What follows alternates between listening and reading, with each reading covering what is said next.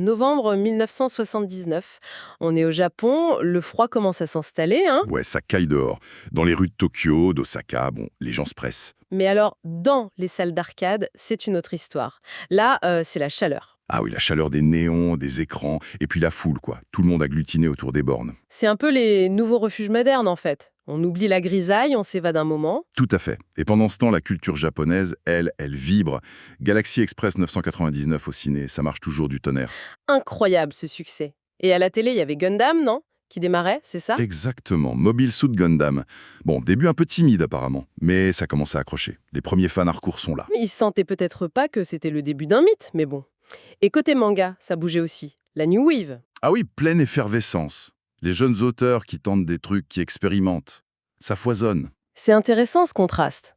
D'un côté, des œuvres qui s'installent, des univers, et de l'autre, dans ces salles d'arcade un peu enfumées. Là, c'est l'instant T.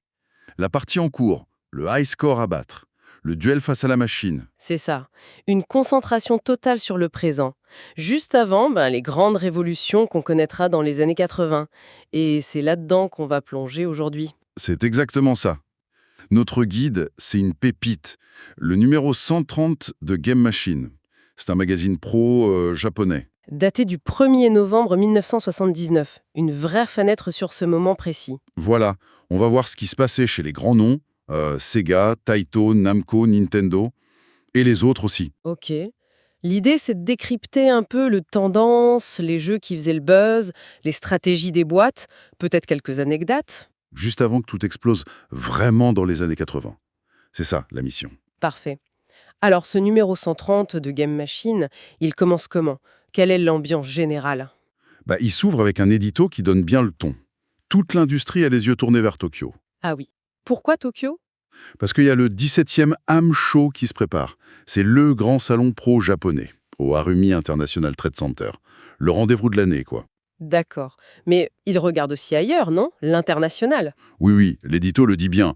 Il y a Chicago avec la MOA, New Orleans avec l'IAPA. Le Japon n'est pas isolé, loin de là. Mais ce salon japonais, la M-Show, il a une importance particulière, c'est ça. C'est plus qu'une simple foire. C'est ce que dit l'éditorialiste, oui. C'est devenu un moment clé pour voir les avancées techniques, les orientations stratégiques. Pas juste pour vendre les machines qui rapportent le plus. Intéressant. Et il pointe un truc. L'accélération. Surtout pour les jeux vidéo, les TV games comme ils disent. Ça va si vite que même le rythme annuel des salons, ça peine à suivre. Carrément. Un salon par an, c'est déjà trop lent. Ça donne une idée de l'ébullition, effectivement. Et j'imagine que l'ombre de Space Invaders plane sur cet édito. Ah mais complètement. C'est le phénomène, succès historique jamais vu. Mais, Il y a un mais. oui, l'édito souligne les problèmes. Les opérateurs qui n'arrivent pas à avoir assez de bornes tellement la demande est forte. Et surtout, le gros problème, les copies illégales. Ah, le piratage, déjà, ça devait être un fléau. Exactement. Le marché est inondé de copies. C'est un sujet hyper chaud à ce moment-là. Et c'est pour ça, j'imagine, que l'édito parle des associations pro.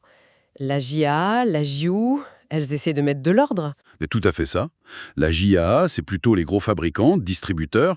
La JU, peut-être plus les exploitants de salles. Et elle tente d'imposer des règles. Genre, Genre, être plus strict sur qui peut exposer à l'AMSHO, interdire ceux qui montrent des copies ou des machines détournées pour des jeux d'argent illégaux. Il y a une vraie volonté de nettoyer un peu. ok. Une industrie qui grandit très vite et qui essaye de s'auto-réguler, quoi. Et ça attire les étrangers, cet M-Show. Oui, l'édito le note. Il y a un intérêt international qui grandit pour le salon japonais. Ce 17e M-Show, il est vu comme une passerelle. Le dernier des années 70, celui qui lance vers les années 80. Une décennie qui s'annonce pleine de promesses, j'imagine. Exactement. Technologique, commercial. C'est un moment charnière. Le décor est bien planté. Alors, qui sont les acteurs principaux attendus à ce fameux salon? Le plan des stands nous dit quoi? Sans surprise, les poids lourds. Taito, Namco, Sega et Nintendo, les jeux système. C'est la branche arcade de Nintendo, ça. Et Universal aussi. Le Big Five, en quelque sorte. On pourrait dire ça. Mais attention, il y a du monde derrière qui pousse fort. Irem, Escubo Eki, Konami, Data East, QGO. La compétition va être rude. Commençons par Taito. C'est eux les rois du moment avec Invaders, non? Ils abordent ça comment? Taito, ils sont boostés. Ils sont en pleine confiance. Ils viennent d'inaugurer un tout nouveau bâtiment à Osaka début octobre. Grosse fête, tout ça. Ça montre qu'ils ont les moyens. Et donc, à l'âme show, ils vont faire quoi? Surfer sur la vague Invaders ou proposer autre chose? Les deux, en fait, ils ont une grosse pub pour un nouveau jeu, Space Chaser. Space Chaser, c'est quoi? Un shoot-'em-up spatial, présenté comme le successeur d'Invaders, mais avec des ennemis aux trajectoires plus complexes, des vagues, etc. Ah, ils essayent déjà de passer à l'étape d'après. Oui, et ils mettent en avant une nouvelle borne, Inverter ils l'appellent, peut-être plus facile pour changer de jeu. Et un détail marrant, on peut la personnaliser avec les initiales de l'exploitant, Malin. pour fidéliser les opérateurs de salle. Mais ils lâchent pas Invaders pour autant. Ah non, pas du tout. Ils sortent Space Invaders Part 2 et surtout une version couleur sur une borne verticale, la CL. La douleur. Ça devait être un argument de vente majeur, ça. Carrément. Mais Taito ne mise pas tout là-dessus. Il montre aussi Field Goal, un jeu de foot US. Ils importent toujours des jeux américains, Bally, Stern, des flippers, des jukebox. Ok, ils se positionnent comme un leader global du divertissement, pas juste la boîte d'Invaders. C'est ça. Une stratégie assez solide. Très bien. Et Sega alors? Eux aussi, ils ont l'air très actifs dans ce numéro de Game Machine. Oui, Sega, ça bouillonne. Début octobre, ils ont fait un événement presse pour annoncer plusieurs nouveautés. Et la star, c'était Monaco GP. Ah oui, Monaco GP. J'ai vu les images dans le mag, ça a l'air assez fou pour l'époque. C'est ça. Une borne cockpit, tu t'assois dedans. Et le jeu lui-même. Tunnel, pont, zone glissante, eau, terre. Il parle même d'une voiture d'urgence à éviter et de météo changeante. L'immersion à fond. Par contre, le prix. 1 250 000 yens. C'est énorme, non? Ah oui, c'est un sacré investissement pour une salle d'arcade. Clairement du haut de gamme. Sega vise l'expérience premium. Et à côté de ce monstre, ils sortent quoi d'autre? Ils ont une borne double, Special Duel IFDE. Malin ça aussi. 2 jeux en un. Edon partout, la suite de leur hit. Edon, le jeu de labyrinthe où il faut collecter des points. Oui, celui-là. Et avec un nouveau shoot spatial, Invego. Ils sortent aussi Edon partout, tout seul. Et ils distribuent un jeu d'une autre boîte, Sandenshi, Nua 3 Planètes. Assez large comme offre. Et il y a cette déclaration intéressante du boss de Sega, Nakayama. Oui, Hayao Nakayama, le vice-président. Il insiste sur leur volonté de faire des jeux difficiles à copier et de vendre des kits de conversion pour les anciennes bornes. Ah, voilà la réponse au problème des copies dont parlait l'édito. Ok. Et à la M-Show, on verra quoi d'autre chez Sega, à part Monaco JP et le Special Duel 2? Ils annoncent aussi la série des Head-On, évidemment, et un truc appelé Starhawk, un jeu de combat spatial en 3D, qu'ils disent. En 3D? En 1979? Ça devait être de la fausse 3D, non? Des vecteurs peut-être? Probablement. La description est un peu vague, mais ça intrigue. Et comme Taito, ils distribuent aussi de l'import, genre le flipper Magic de Stern. Sega montre qu'ils sont forts partout, création et distribution. Sega est sur tous les fronts, donc. Et Namco, pendant ce temps, eux aussi, ils font leur réception client le 19 octobre. Comme Sega. Et oui, la bataille se joue aussi sur le terrain des petits fours et des cadeaux. Namco, c'est au Grand Hôtel Okura. La classe. Il se marque à la culotte avec Sega. Et l'arme secrète de Namco pour gagner cette bataille, c'est Galaxian. La pub pleine page est assez claire, non? Le choufou, le successeur d'Invaders. C'est exactement ça. Galaxian, c'est le gros lancement de Namco. La pub liste les arguments, les couleurs vives. Enfin de la couleur. Une petite histoire avec les aliens qui attaquent en piqué. Ah oui, ils ne font plus que descendre bêtement comme dans Invaders? Non, là, ils décrochent de la formation, ils plongent sur ton vaisseau. C'est plus dynamique. Et le jeu est présenté comme plus difficile, un vrai défi. C'est une grosse évolution. On sent la fierté là. Ils misent tout sur Galaxian. C'est leur fer de lance, clairement. Mais ils ont d'autres choses. Zeroin, par exemple. Zeroin, c'est quoi ça? Un jeu de tir électromécanique, comme un stand de foire, tu vois. Ça montre que ce genre de jeu a encore sa place. Intéressant, c'est pas que du jeu vidéo. Non. Ils ont aussi Bomb Bee, la suite de JB, leur premier jeu, en format table cocktail, et un truc appelé Foot Hall, un jeu de foot de table, peut-être, mystère. Et comme les autres, ils importent aussi. Oui, Atari Football, des flippers Bally, Stern. Namco joue la carte de la grosse innovation avec Galaxian, mais assure aussi sur d'autres segments. Taito, Sega, Namco, le trio de tête est bien là. Mais quitte des autres. Nintendo, par exemple. Ils sont allés à M-Show? Oui, Nintendo Leisure System est annoncé, mais leur pub dans ce numéro, elle est bizarre. Ah bon, pourquoi? Ils ne montrent pas un jeu en particulier. Ils parlent d'une consultation pour une TV Game Software Core Unit. Une unité centrale de logiciels de jeux TV. C'est très abstrait, non? Qu'est-ce que ça veut dire? Difficile à dire juste avec ça. C'est très différent des pubs pour des bornes complètes. Est-ce qu'ils pensent déjà à des systèmes plus modulaires, où on change juste le jeu? Ouah! Une première idée pour les consoles de salon? Qui sait? C'est peut-être un tout petit indice de ce qui va venir plus tard chez Nintendo, leur stratégie au-delà de l'arcade pure. C'est intriguant, en tout cas. Ouais, ce côté un peu mystérieux de Nintendo. Et IREM, eux, ils misent sur quoi? IREM, ils ont l'air de mettre en avant leur matos, leur série PT. Ça semble être une gamme de tables cocktails standardisées, peut-être fiable, bien conçue. Et ils proposent plusieurs jeux dessus? Oui, ils listent Add-on, Capsule Invader, Blocks, Skyfighter, Space Command. Ils annoncent aussi un vidéoprojecteur pour les jeux. Leur message, c'est un peu « on maîtrise la technique post-Invaders, on a du matériel solide ». D'accord. La fiabilité, la technologie. Ils ont aussi une pub pour Add-on to Challenge, c'est ça? Oui, une suite de Add-on, en promettant plus de profondeur. Et Universal, on les a cités au début comme un des gros. Universal est là, oui. Ils ont une pub pour Galaxy Wars, un autre shoot spatial. Ils ont aussi Cosmic Guerrilla. Il semble être un acteur important, développeur et distributeur. Peut-être un peu moins bruyant ce mois-ci que le trio de tête. Et il y a cette pub un peu spéciale là. Une campagne commune, Big Tree. C'est quoi cette alliance? Ah oui, c'est intéressant. C'est Escoboki, un très gros importateur-distributeur.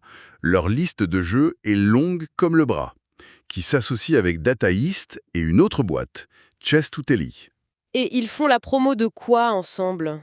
De 3 jeux, Mole Hunter, Astro Fighter et Nicestophone. C'est une façon de partager les frais de pub et de créer un petit buzz commun. Et dans le lot, il y a Nicestophone de Data East qui a l'air de sortir du commun. Carrément. Le magazine le décrit bien. Tu contrôles un parachutiste. Il doit éviter des hélicos et atterrir sur des cibles qui bougent au sol. Rien à voir avec les aliens. C'est original pour le coup. C'est un super exemple de cette recherche d'originalité qui commence à apparaître. Data East essaye de se démarquer avec des concepts différents. C'est malin, dans un marché qui commence peut-être à saturer d'Invader CC clones. Et il y a un autre ovni, non? Yonasaku, de SNK, un jeu de... Bûcheron, ouais. Yosaku. Incroyable, hein? Un jeu où tu coupes du bois en évitant des sangliers et des oiseaux. Mais c'est génial! Quelle bouffée d'air frais au milieu de tous ces lasers. C'est rafraîchissant, oui. SNK, d'ailleurs, ils ont une stratégie un peu double face à ce moment-là. Ils sortent ce jeu super original, Yosaku, mais ils distribuent aussi une version sous licence de Space Invader Part 2. Ils jouent sur les deux tableaux, hein, l'originalité et la valeur sûre. Voilà. C'est assez révélateur de cette diversité qui émerge très vite après le raz-de-marée Invaders. Mais l'arcade de 79, c'était pas que des jeux vidéo, hein. Les jeux électromécaniques, les manèges pour enfants. Ah non, et c'est important de le souligner, le magazine le montre bien. Il y a toujours plein de jeux électromécaniques, des stands de tir, des jeux de réflexes, et surtout, les kiddie rides. Et les petits manèges, les voitures qui boulent. C'est ça, les petits trains, les bus comme le London Bus de Hoop, des boîtes comme Kato Kanamono, Okamoto Seizakusho, Asahi Engineering, Kawax, elles sont toujours là, elles exposent. L'arcade fin 70, c'est encore un mélange. Le tout vidéo, c'est pas encore tout à fait ça. Et pour vraiment sentir l'ambiance sur place, le magazine nous emmène à Koenji, un quartier de Tokyo. Oui, il y a un petit guide des Game Center là-bas. C'est génial comme témoignage. On est au Playland UFO, au Gameland Tiger. Et ça dit quoi? C'est Invaders partout. Oui, Invaders est encore roi, clairement, mais Galaxion est en train de monter très fort, le Challenger est là. D'accord.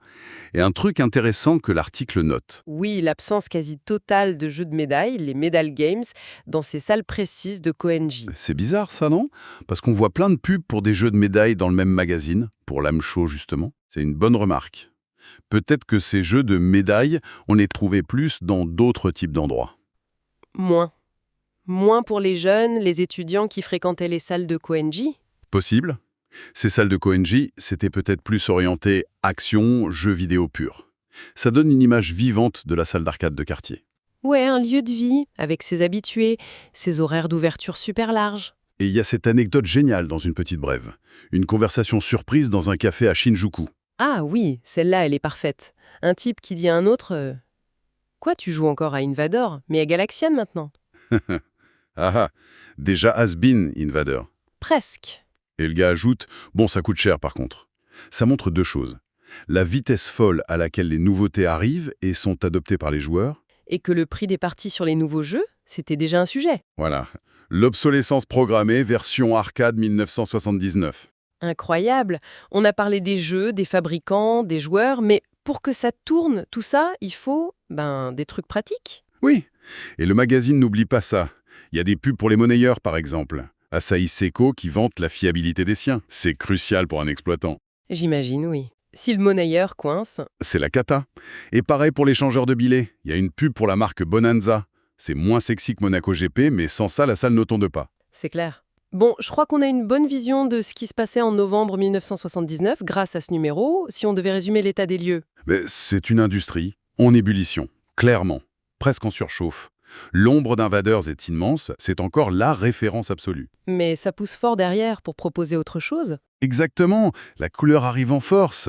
Galaxian, Monaco GP, la version couleur d'Invaders partout. Les gens se diversifient, la course immersive, les shoots qui scrollent. Et surtout, cette étincelle d'originalité qu'on a vue, avec des jeux comme Yosaku, le bûcheron, Nice On, le parachutiste, même l'électromécanique comme Zeroin qui résiste. Oui, le Japon confirme vraiment son rôle de moteur mondial de l'innovation dans le jeu d'arcade à ce moment-là. On est vraiment à un point de bascule, juste avant l'âge d'or des années 80. Une transition super intense. Pleine de promesses, mais aussi de défis énormes pour tout le monde. Alors, pour terminer, une petite question pour la route. De tout ce qu'on a vu là, en novembre 79, la couleur, l'immersion, les concepts originaux, la lutte anti-copie, l'organisation du secteur, qu'est-ce qui allait vraiment, mais vraiment, définir la décennie incroyable qui s'annonçait pour l'arcade? Bonne question. Ou alors on peut se demander aussi comment les exploitants salles, eux, ils ont vécu cette course folle.